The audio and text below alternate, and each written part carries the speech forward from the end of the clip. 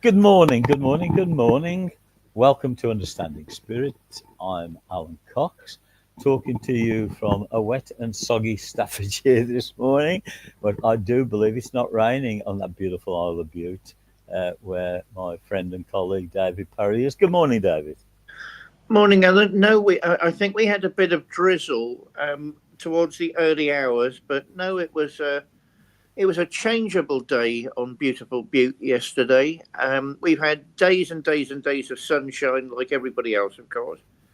Yeah. Um, I think there's a bit of rain on the way, but I mean, this we live in farm territory. So a bit of All right. rain, wouldn't hurt our surroundings at all.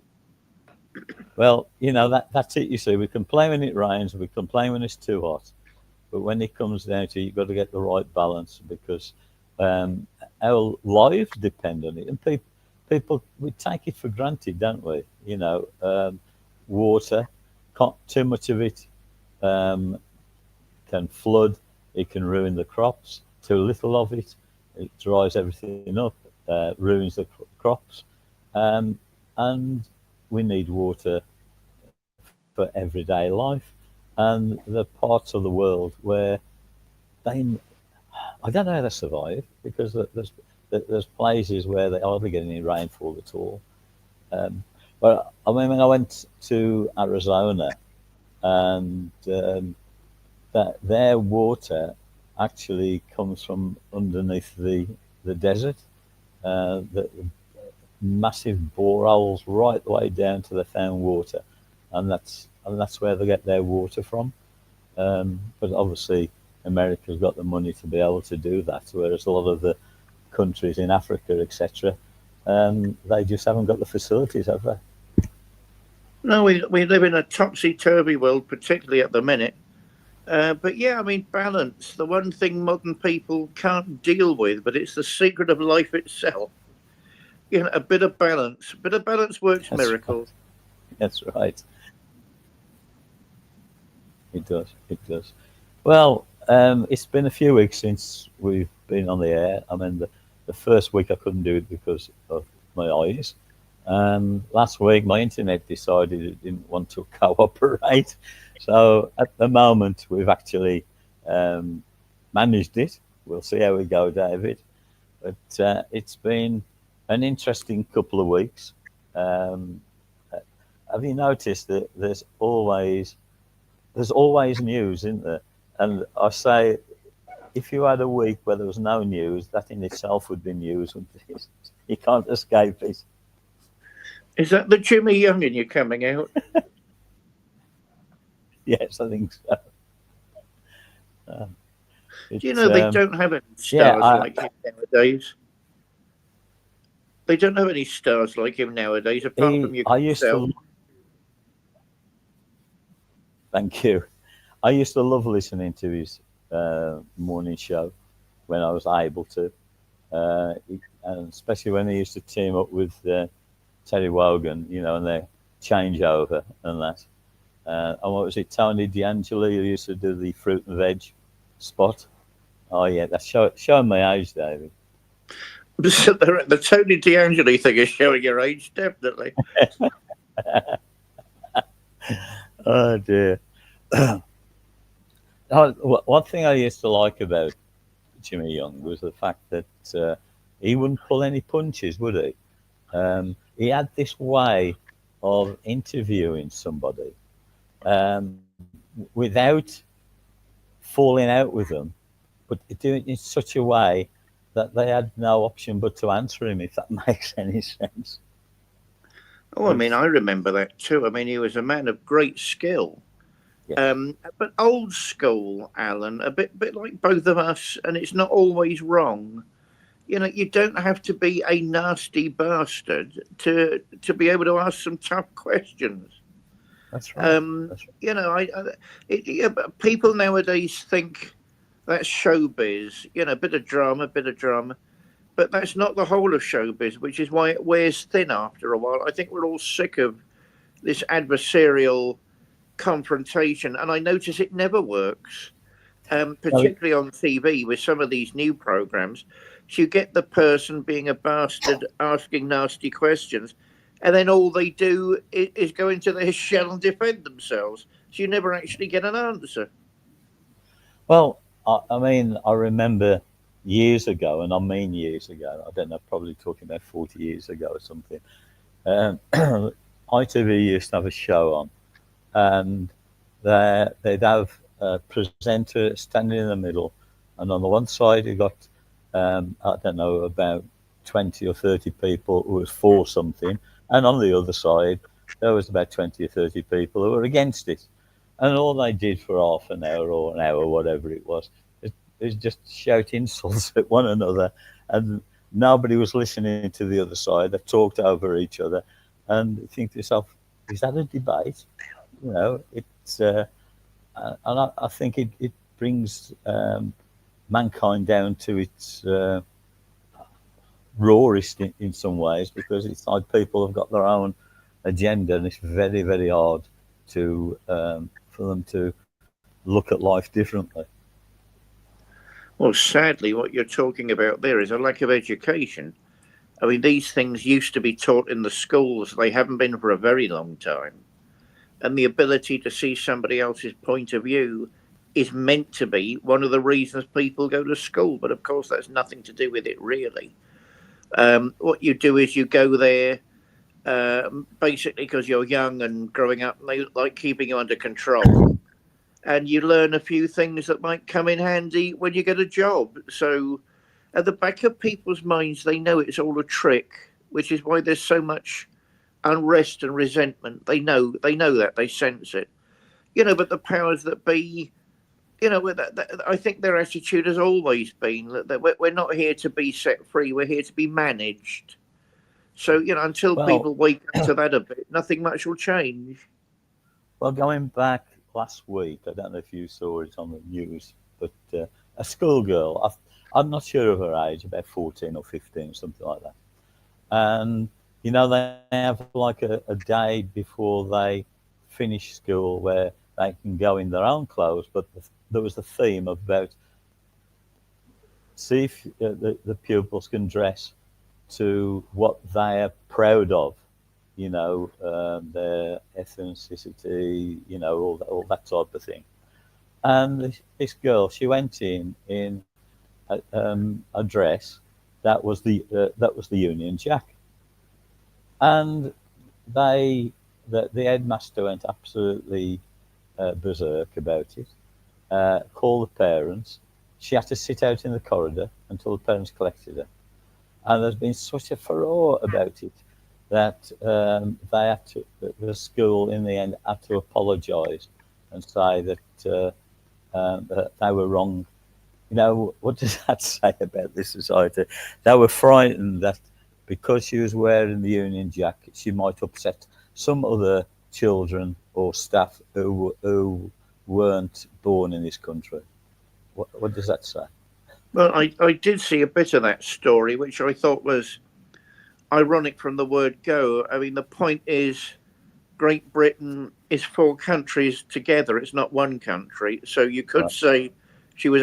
People forget that. The minute you say Great Britain, people think England. Sod you! That's what I say. You know, there's a place called Wales. There's a place called Scotland. There's a place called Ireland. And you know, Northern Ireland. Well, that still counts as Ireland. That still counts as Ireland, yes. And at the moment. And oh God, let's not get into that can of worms. I mean, heavens above. But the point is, you know, there are 4 countries, separate countries with separate histories, separate ethnic identities. So you could say she'd done more than all the others. But you know, it really is ridiculous that you can't go wearing your own. I mean, you know, the trouble is people like the ever woke BBC have gone out of their way to destroy or ignore indigenous British cultures. So, you know, what's left? A Scots guy wearing a kilt or some Welsh guy speaking Welsh. I mean, you know, these were rich, vibrant cultures in their own right. And the powers that be in Westminster, which are nobody's friend, they've gone out of their way through mechanisms like the BBC. I'm sorry, BBC, but you have done this to undermine and destroy that. And you think, well, this is odd because someone like myself, say, I love the cultures of Central Asia. I love the cultures of Africa. I always have done. And so it's okay to talk about those and the national dress and the customs and the religious beliefs and the outlook, the foods, but not here. But all of that was here in 4 different forms at least. And there's hardly anything left of it. And the minute you talk about it, it's reactionary. I mean, that is ridiculous. What do you think, Well, Alan? yeah. Well, us as the Church of the OCAC, we're having to update our things like the DBS, so that we're appropriate people to hold such a if you want, I don't call it office, you know what I mean, with being a priest. And I was filling mine out the other day on their website to apply for it, which, by the way, as I did pass, and it it said nationality, so I wrote in um, English, England. That was it. I wrote in England, and the moment I finished writing it, it automatically changed to United Kingdom. So I'm not even allowed to say I'm English, not even to say I'm from England. It, their system automatically altered it to United Kingdom. Unbelievable. Yeah, I think that demonstrates roughly what I'm saying. The Yeah. powers that be in Westminster, you're not allowed to be Irish, you're not allowed to be Welsh, you're not really allowed to be Scottish. And nowadays, it's more noticeable that you're not allowed to be English. But how dare these people make those decisions on our behalf and not even consult us? And by the way, some of us don't accept that. And it doesn't mean we can't all cooperate as a United Kingdom. That's right. That this is the prejudice and ignorance of those people. The Home Office. The Home Office is behind all of this. Their arrogant, elitist Oxbridge mindset, telling us all what's good for us and what we're going to do. I mean, until people wake up to that a bit and start challenging it, as I say, nothing's going to change. What do you think, Alan? Yeah, I agree. I mean, also what I just mentioned about the Church of CAC, and I presume this must be happening with all churches, is that it's almost like the government are trying to put restrictions or trying their hardest to make life difficult. Yet, if anything, wouldn't you thought that religious organisations should be more to the front now? It's almost like it's wrong to have a religious thought, or they'll say it's to do for protecting people. I don't know what your view on that is, David. Yeah, the Nazis used to say that. It's all for protection. The Nazis used to Yeah, say that. yeah, Yeah, I mean, there's an attack upon different ways of thinking. There's an attack upon protest. There's an attack on religious people, free-minded people. They want a certain commodified Benidorm type that would just go along with it and get drunk and not raise any questions. And if you don't get on with it, they'll be on you like a ton of bricks. Also, of course, in Britain, unlike America, we've got a state church. The Church of yeah, England is actually a branch of government. It's not this neutral local vicar tea party sort of thing. There's a lot more to it than that. And they don't like competition. Well, that organisation is falling apart. Welby, who I never had any time for particularly, has been forced to resign, of course, because he was sheltering well-known paedophiles. And that has been established. I don't like all this gossip and all this name calling when it's only gossip and only name calling. It's vile and wicked, and it must stop.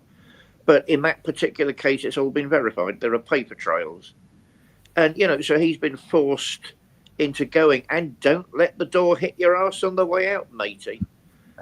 So they like other smaller churches being under the thumb because it suits them fine. And until we disestablish the Church of England, perhaps in an American way, I don't know. I've never been comfortable with church and state being the same thing. I've never been comfortable with that, because you end up doing very ungodly things. You end up doing very earthly things instead of doing spiritual things, which is wrong. I mean, that's why we're there. So that's what's going on at the minute, and it's I think you're absolutely right, Alan. It's an attack on independent religious voices, and they really wish we'd go away, but we're not going to go away. So up yours, Oxbridge, and up yours, Home Office. There we are. Well, only last week, I was asked by a friend if I would marry a partner, and I said yes, yes, of course I will. I said, but you do realise that I can marry you in the eyes of God and do a religious service, but to make it lawful, you've got to have a registrar come and actually authorise it.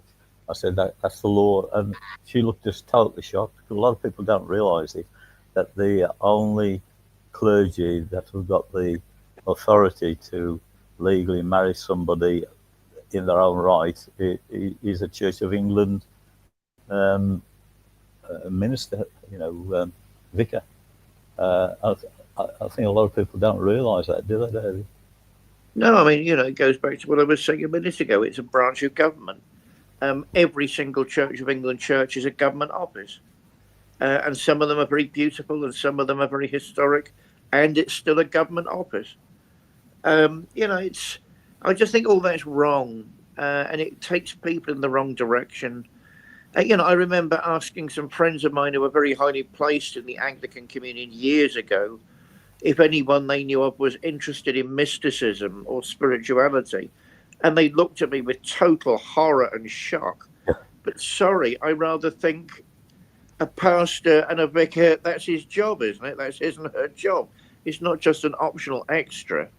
But of course, what they're really doing is protecting a system of thought, an ideology, the officially sanctioned religious ideology of our system. So they're not really entering it for little apart from a career. It's not all of them. Some of them have become and were deeply spiritual people, and some of them have shaken the expectations of the human condition with their beautiful thoughts and words and prayers and actions. So I'm not saying everybody, but the trouble is the vast majority don't think like that, and they're in for a reasonably cushy number with a house thrown in, most of your professional life, and a decent wage. So, because they're government functionaries. And maybe that's just unfair, because one size never fits all, and there are other religious voices in the country as well. What do you think, Alan? Yeah, no, I totally agree with what you say there, David, and it when you stop and think about it,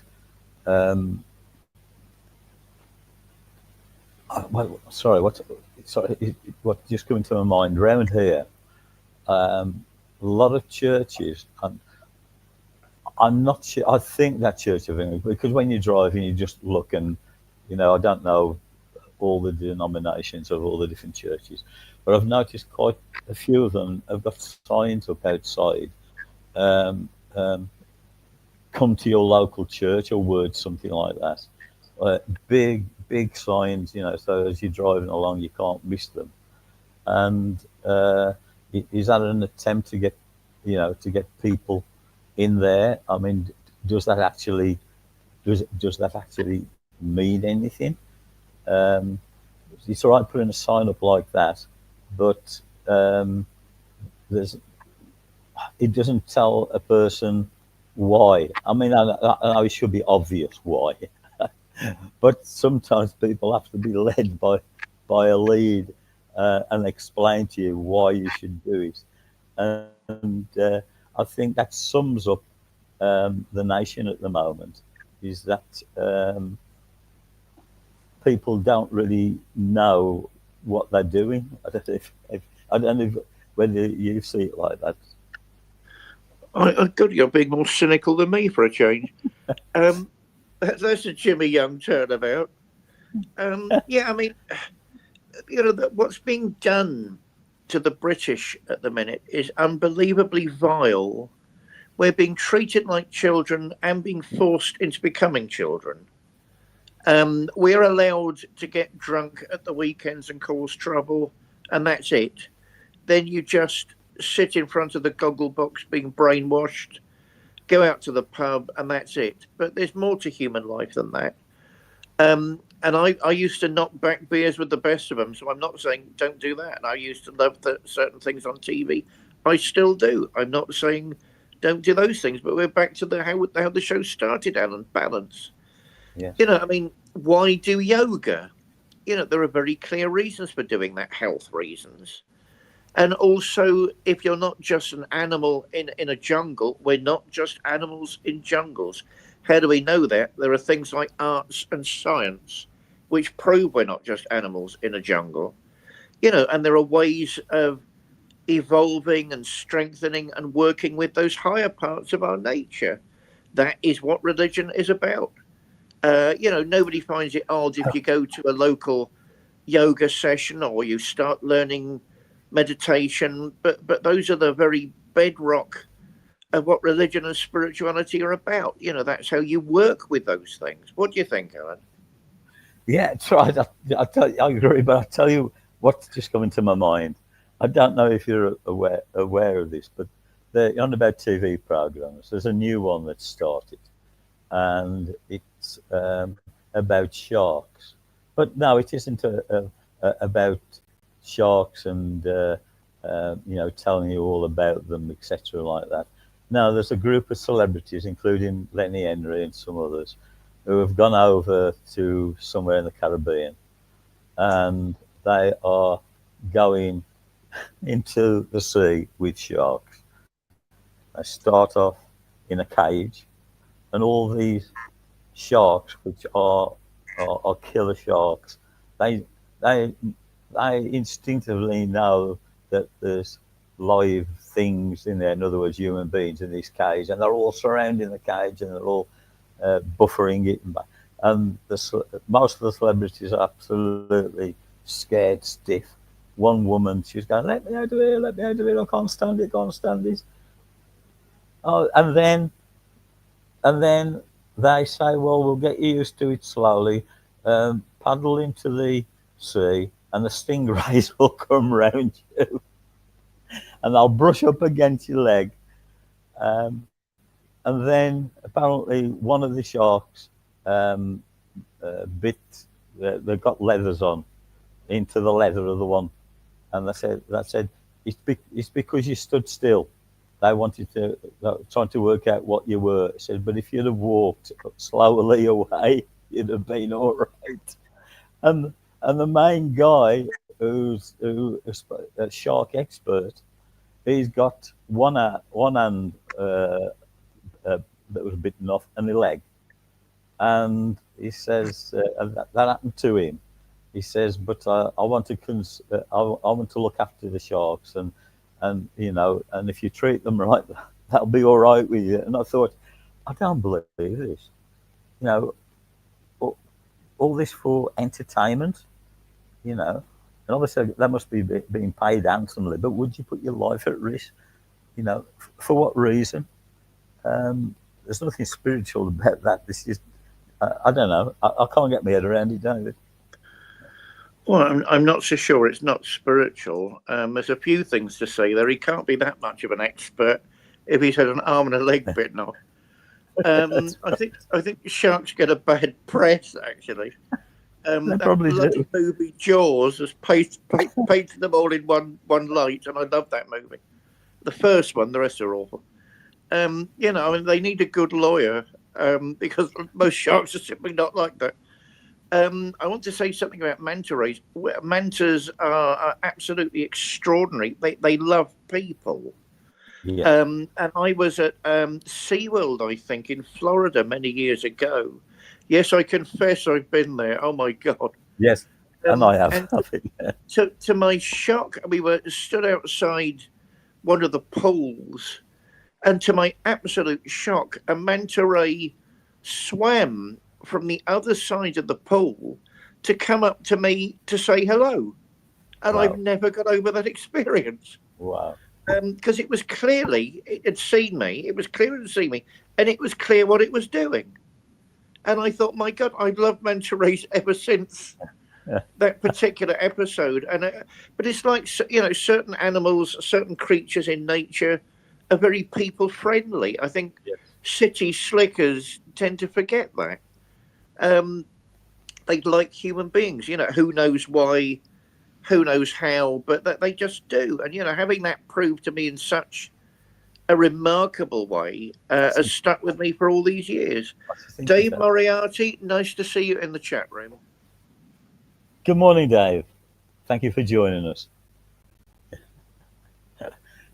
No, I mean, really, if you're being sensible about it, for what I understand about the scientific side of it and trying to understand about how they live, but there's lots of different kinds of sharks, but if you're actually putting yourself at risk with sharks, that types of shark that are killer sharks, and they will go for anything there, why would you knowingly put yourself at risk? I don't quite understand that.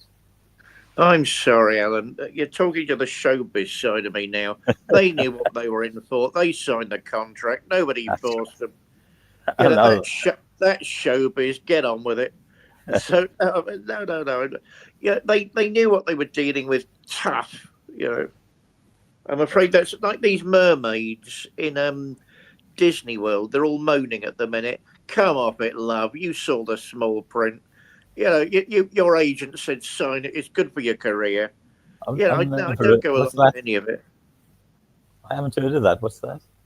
Oh, in all these gigantic tanks, in I think it's mainly Disney World, where you go and have a quick tea and coffee and a scone or something, and you'll buy a glass wall, and these women with mermaid tails swim up to the inside of the tank and start waving at kids and that sort of thing. And they've all been moaning that they can't see a thing. Well, no, they can't see a thing. And do we know how cold it gets? Yes, and so do you. You knew what you were in for before you signed the contract. It's that you've signed a theatrical contract to get that job. So, I just think, if you don't want to be in a show like that with killer sharks, don't do it. Oh, my God, there we are. The case is solved. And if you don't want to be a human mermaid, don't do it. Get on EastEnders or something. Yes. Oh, dear me, yeah, indeed. You think, well, people could think, oh, what's this got to do with spirituality or anything? But the way that I look at it is, have a lot of people lost their way? Have they lost sight of what's important in life? And I don't mean we've all got to be unhappy. We haven't got to enjoy ourselves. We haven't got to do things that we do enjoy. But it's like you're on about the Benidorm things. It's like the world's taken over to enjoyment, and we'll all live forever. And if we, and as the adverts say, we'll smile if we buy a certain product, and it will make us fulfilled. Is that right, David? Well, I mean, I don't know about our generation. Has no excuse at all, and the trouble is, a lot of our generation has given in to that. The youngsters worry me more because they've grown up in a world where those are just norms. That's the way society works. So that worries me a lot. I mean, the commodification, excuse me, everyone, of our human experience. But that's not who we are as beings, as creatures. We're more than that.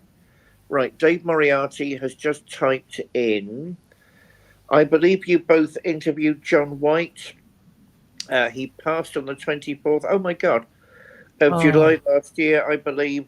Is that interview available to be uploaded to this channel? I think that's me with Paul Obertelli as opposed to me with Alan. Yes. And I don't know, Dave. I mean, I'll ask him. I'll ask Paul later today.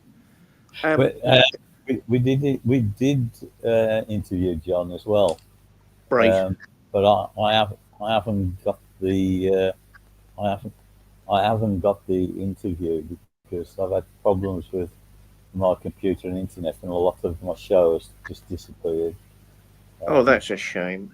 it really is. Yeah. No, but I think you did with Paul Abatelli, but we did as well, David. Right, right.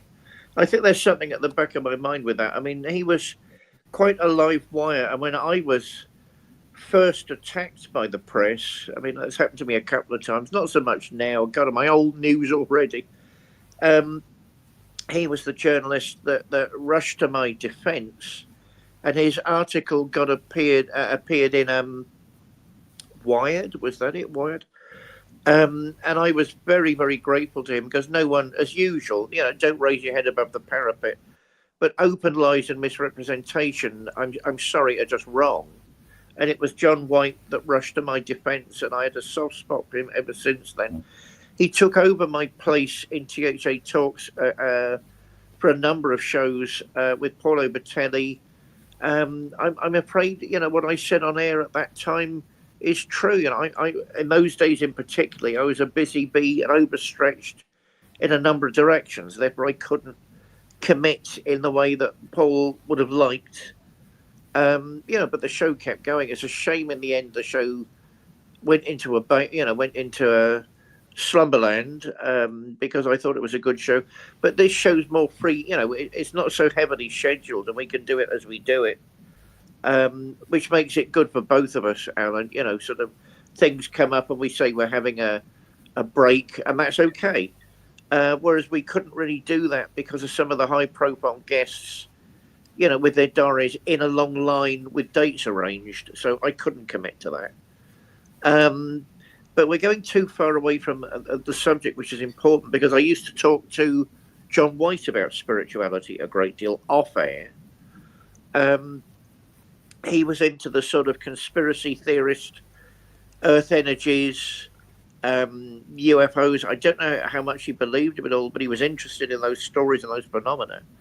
The barge in, that's where all the earth people go, these crop circle people. Are the vast majority of them man-made? I'm sorry, yes, they are. I didn't even realise that was meant to be an argument.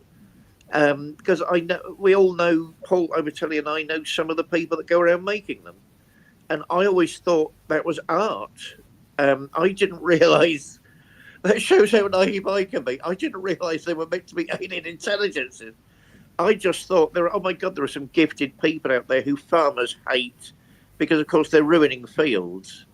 That's the countryside of me coming out. And I always thought, but they're making major works of art. You can charge people to see them. And typical British farmers never, ever catch the ball. They've always got to drop the ball and make an issue out of everything. And we need to defend our farmers because they're under attack at the minute. But, have a bit of bloody common sense, mate.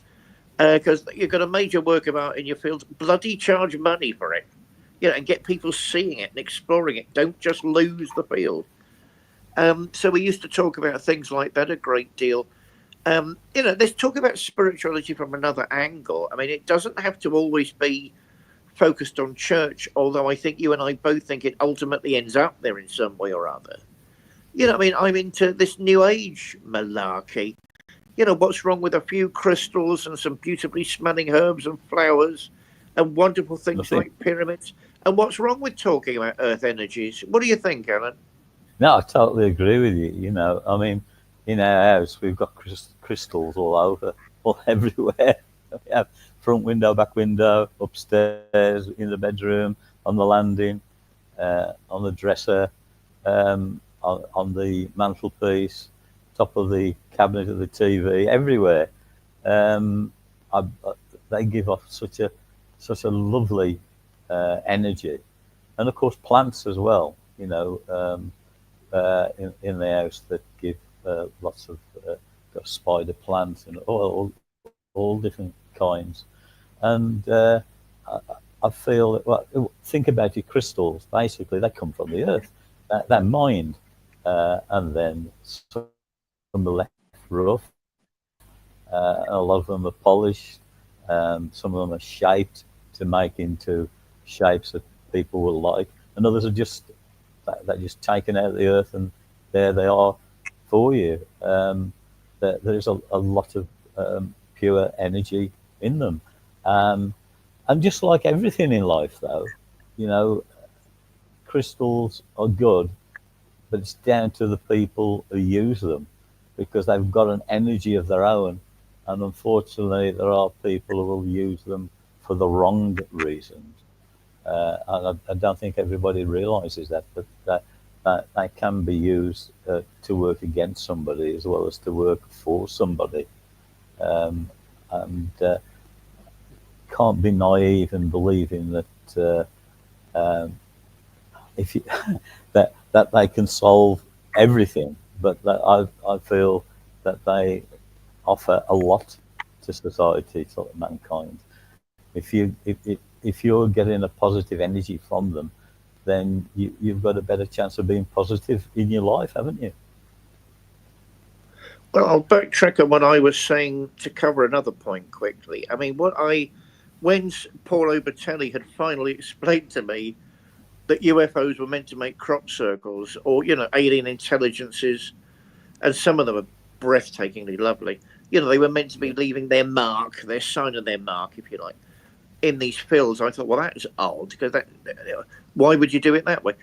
And but the thing that interested me, because they all go to the barge in, all the people that make the crop circles, and they get tanked up, and then they go and make another crop circle.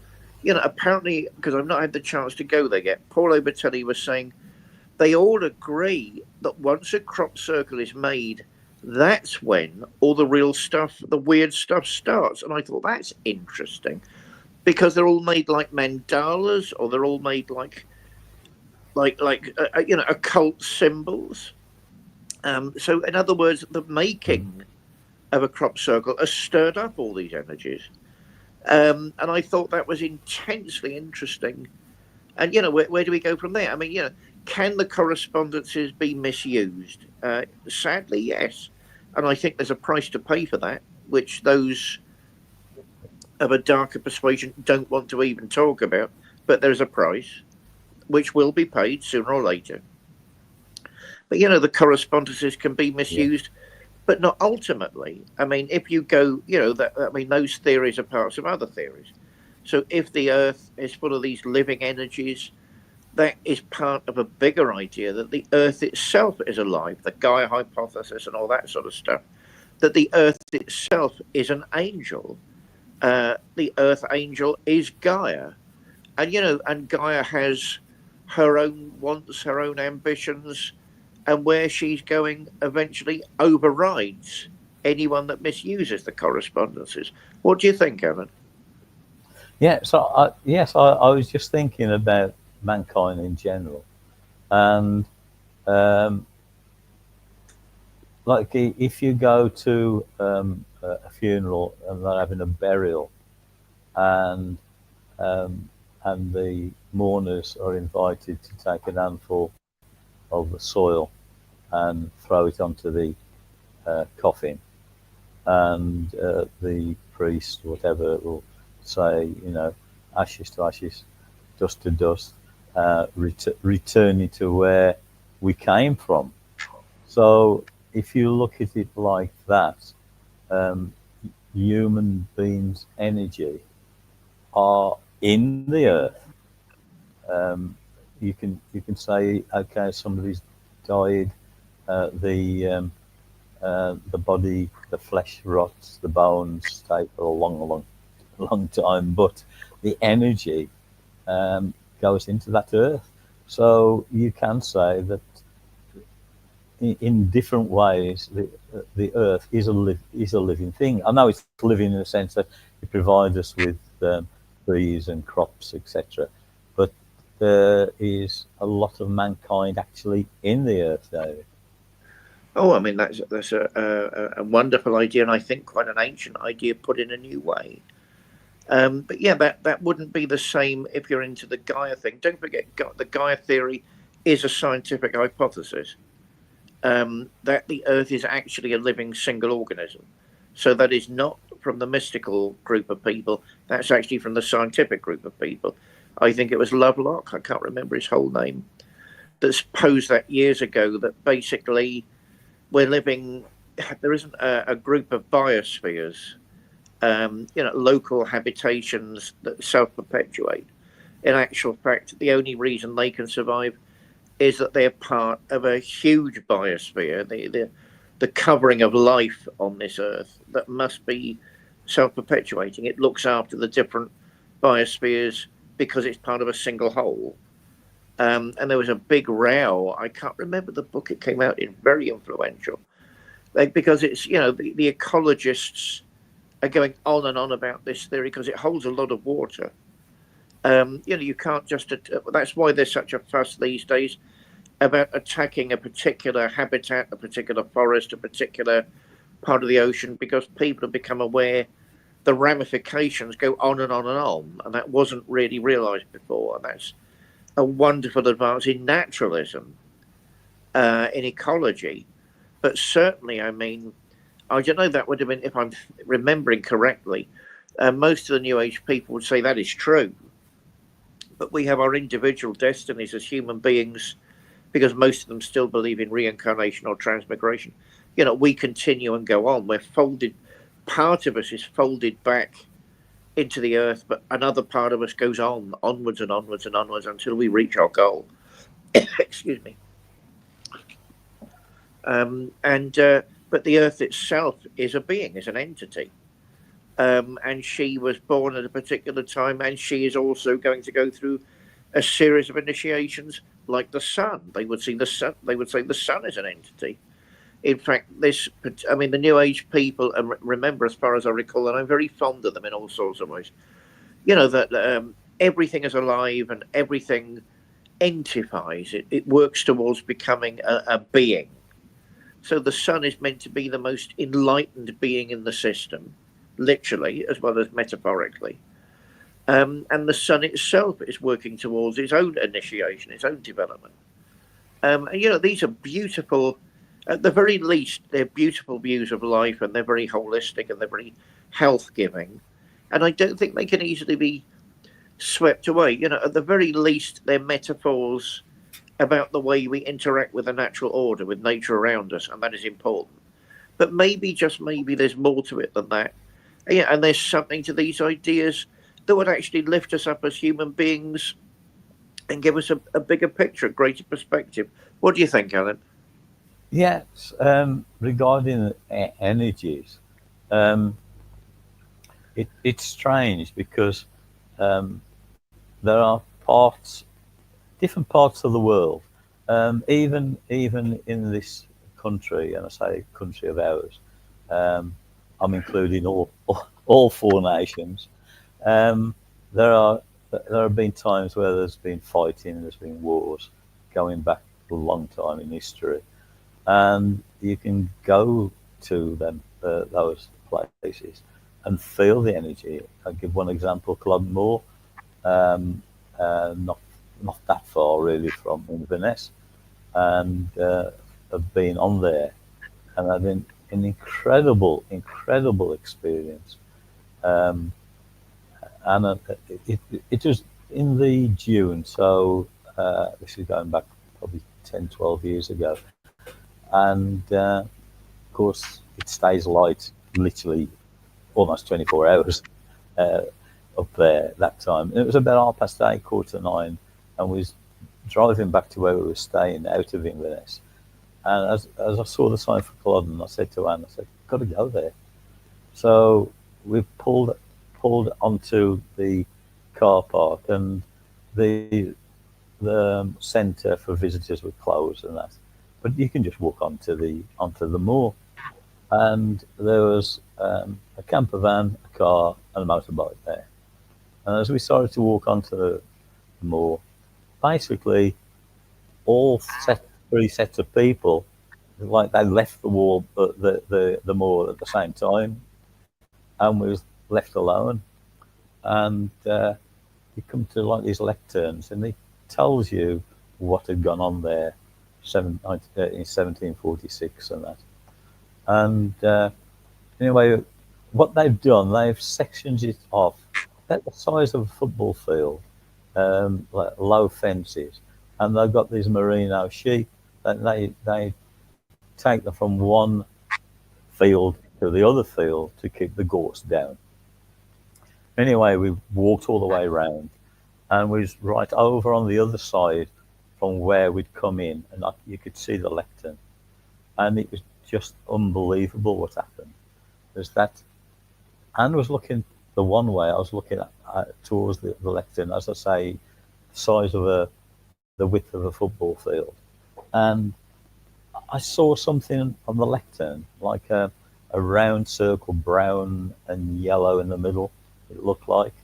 And it started to move fast from side to side and side to side. And then it moved to the side, and there was this Scottish warrior standing there, really angry.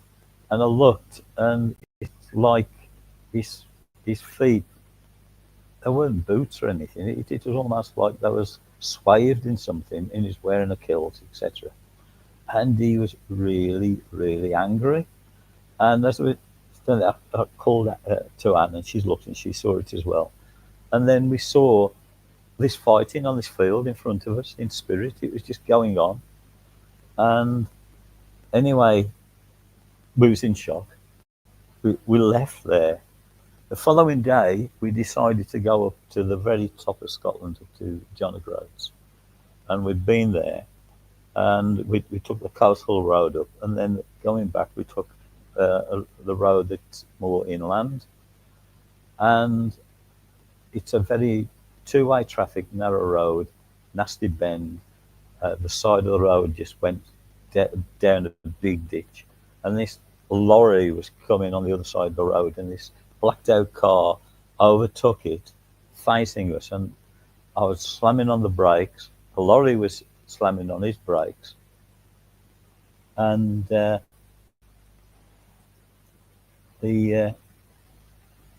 said to Anne, "That's it. I think we've had it. We've had it."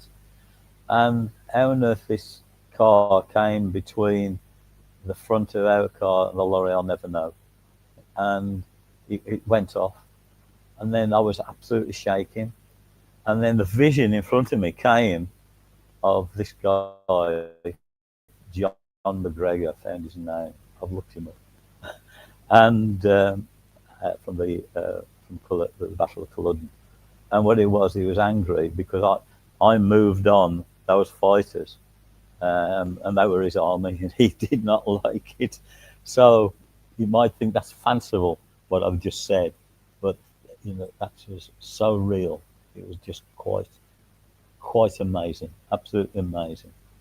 So, and I think we're having a problem with David's internet. It seems to be coming on and going off, and it's normally me who has the problem. And I'm trying my hardest to get in there. Hello, David. Hello. Can you hear me? Hello, can you hear me? I can now. You went. I don't know what's happening. Yeah, you disappeared. I disappeared there. Dave Moriarty. Talking. Good. You're a trooper, Alan, but I know that. You're a trooper. Dave Moriarty has just asked if all this is in your book. It is actually, yes. Yes, it is. Yeah, you've got to get on with the second volume. I have, you're right. Very true. But yes, it's quite an experience. That was quite an experience. So yeah. So the end of the day, I feel spirit. It's a most fascinating and most strange thing, because you get people who don't believe it all. You get people who totally believe and know. That's the main thing, not just belief, know that it's real. And then you get the people who deny it because they're frightened. There's like three categories of people. You can't convince somebody who doesn't want to be convinced. It doesn't matter what evidence you throw at them. It won't mean anything to them. And there's people who are sitting on the edge, on the fence, shall we say, and they want to know, they want the knowledge. It's something that's with us all the time, and a lot of people deny it, don't they, David? Well, I mean, a lot of people live in denial and fear. Those that want nothing to do with it need to get an education. There's something called psychology. This is actually a branch of that type of discourse. None of them ignore these phenomena or these theories or these ideas, so they just need to get a bit of an education. What they mean is they don't want to accept there's a bigger picture. And okay, if you want, for me that's always odd. It's like being born and refusing to use your arms. Why would you do that? They're part of you. They make your life better. So, you're born and you refuse certain truths of life, certain facts of life, although that makes your life better, but it doesn't. It just makes it more limited. And these things aren't going to go away, and they're real, and they're part of our bigger reality, the bigger picture. So yeah, I mean it's but I mean with the way some people go on, it's hardly surprising. I mean there are lots of frauds in the field. If we're talking about the psychic stuff at the minute, I mean spiritualism represents itself in Britain so badly I can barely discuss it. And lots of well-meaning people, but that doesn't necessarily mean anything, that talk in circular fashions and don't really know what they're talking about anyway. And that's said as someone who's very sympathetic and on their side.